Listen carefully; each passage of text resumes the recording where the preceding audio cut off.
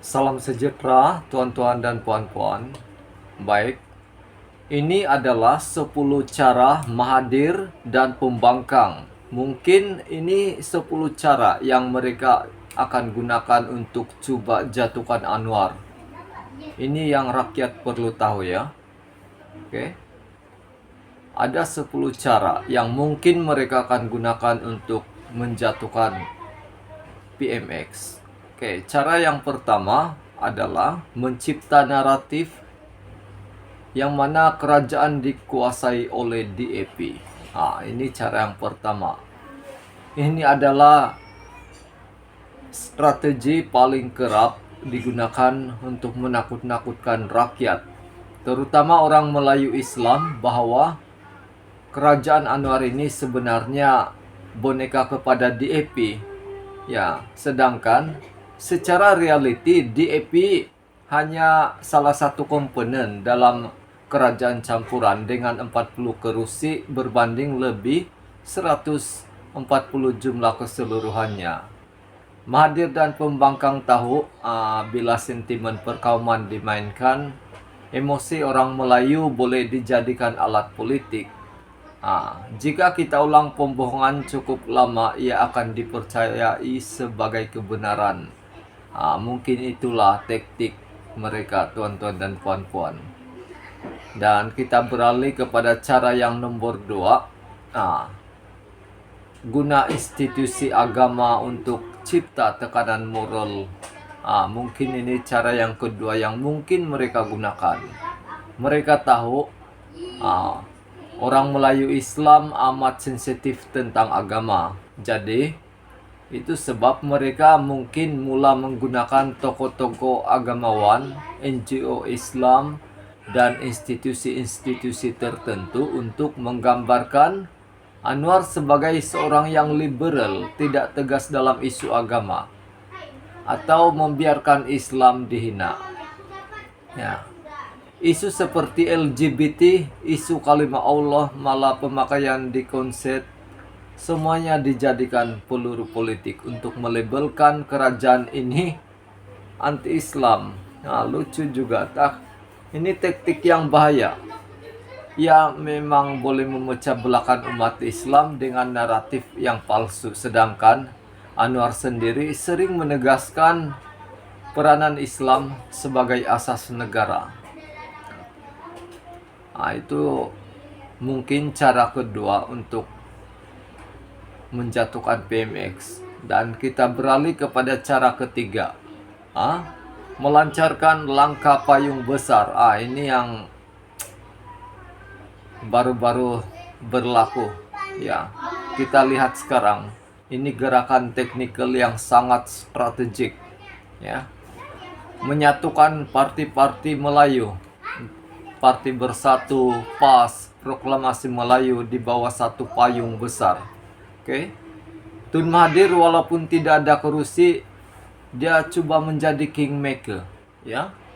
Dia coba menjadi kingmaker dengan mencatur gabungan baru untuk mencabar kerajaan perpaduan. Ya, seperti versi kedua langkah Sheraton. Jika cukup angka dan wakil lompat parti, kerajaan boleh tumbang secara teknikal walaupun tanpa PRU. Itu yang berlaku. Namun sehingga kini tiada angka kukuh, tapi gerakan ini belum mati, ya sedang berjalan di belakang tabir. Kita tidak sadar, tapi ini memang sedang berjalan. Oke. Dan cara yang keempat yang mungkin Tun Mahathir dan pihak pembangkang gunakan adalah menanam agen dalam parti dan kabinet. Ini pun boleh berlaku juga seperti zaman langkah Sheraton dahulu. Oke, strategi penyusupan juga boleh berlaku. Orang dalam kerajaan sendiri termasuk dari UMNO atau komponen lain mungkin dipengaruhi untuk beralih arah. Macam tuh. Sama ada karena habuan politik atau tekanan tertentu. Mahathir dan kuncunya mungkin merisik individu-individu yang mudah digoda dengan jawatan atau proyek. Tujuannya adalah pecah belahkan kepercayaan dalam kerajaan dan cipta ketidakyakinan dalaman. Macam tu. Oke, kita beralih kepada cara yang kelima yang mungkin digunakan untuk menjatuhkan PMX, yaitu menggunakan platform media alternatif dan trolls sosial. Ini memang strategi yang agak hebat, di mana media sosial seperti TikTok, Facebook, dan Telegram digunakan secara sistematik untuk menyebar dakwah palsu dan persepsi buruk terhadap Anwar dan kabinetnya. Oke? Mereka bina naratif palsu yang boleh mengubah persepsi rakyat. Kononnya Anwar pro-Israel itu salah satu contoh.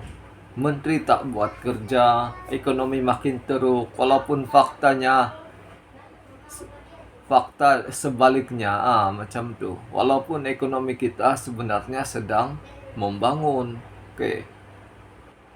Mereka mungkin membayar army media, untuk cipta troll, sebar fitnah. Inilah senjata senyap tapi bahaya yang digunakan, ya. Oke. Dan kita masuk cara yang keenam. Oke. Ini mungkin mereka akan mengheret Anwar ke kancah undang-undang palsu. Oke. Ada juga usaha untuk cipta isu perundangan terhadap Anwar. Sama ada kononnya salah guna kuasa macam tu, atau mengaitkan beliau dengan tokoh-tokoh yang disiasat. Walaupun tiada bukti kukuh, matlamatnya bukan untuk sabitkan kes, tapi untuk cemarkan image beliau, ya. Mereka tahu persepsi lebih kuat daripada kebenaran dalam politik.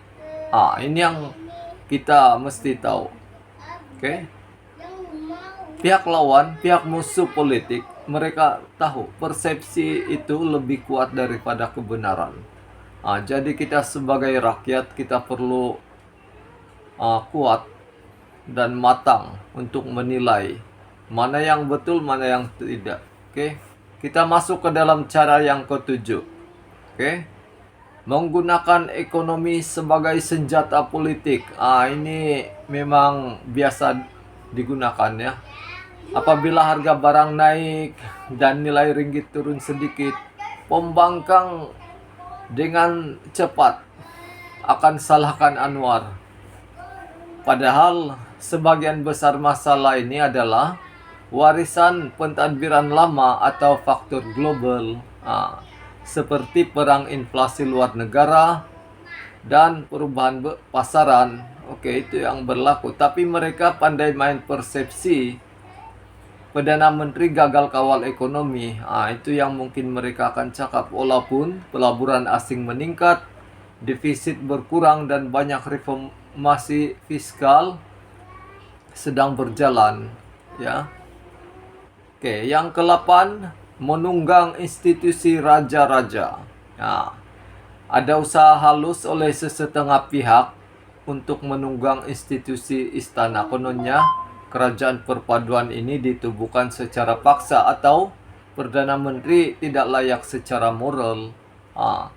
Walaupun yang di Persatuan Agung sendiri sudah berkenan dan memulahkan inisiatif kerajaan perpaduan, mereka tetap cuba cipta kekeliruan tentang peranan istana, begitu. Ini strategi sangat bahaya karena coba libatkan institusi yang sepatutnya bebas dari politik. Dan kita masuk cara yang ke-9. Cara yang ke-9 yang mungkin digunakan oleh Mahathir dan pihak pembangkang untuk menjatuhkan PMX. Mereka menghimpunkan tokoh lama untuk serangan bertubi-tubi. Ini yang kita mesti ingat, ya. Mereka bawa balik semua tokoh lama yang kecewa, ya, bekas menteri yang digugurkan, Oke, bekas Perdana Menteri yang ditolak rakyat, golongan ultra konservatif dan etno-nasionalis. Ya, dengan kerjasama rapat daripada mereka semua ini, mereka jalankan kampanye anti Anwar secara konsisten dari pelbagai sudut. Media, ceramah, NGO, dan agama. Tujuannya cipta gelombang rakyat marah walaupun tak mewakili rakyat sebenar. Oke. Itu mungkin antara cara. Cara yang ke-10 dan yang terakhir yang kita boleh jangkakan adalah coba pecah belahkan gabungan perpaduan. Oke. Akhir sekali memang strategi jangka panjang mereka ialah memecah belahkan gabungan perpaduan dari dalam. Oke. Mereka akan coba ganggu hubungan antara PH dan BN, antara UMNO dan DAP, antara pemimpin Sabah Sarawak. Oke, timbulkan ketegangan dalam, cemburu politik, dan sabotaj dasar kerajaan agar kerajaan ini akhirnya rebah dari dalam tanpa perlu ditumbang dari luar.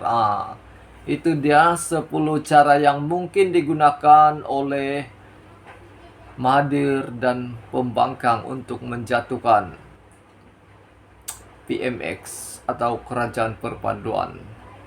Itu hanyalah 10 yang kita sudah jangkakan. Oke. Kita jangkakan yang akan digunakan. Kita bukan menuduh, tapi mungkin mereka akan menggunakan cara ini untuk menjatuhkan PMX. Oke. Terima kasih karena bersama saya di dalam ulasan ini. Kita jumpa lagi.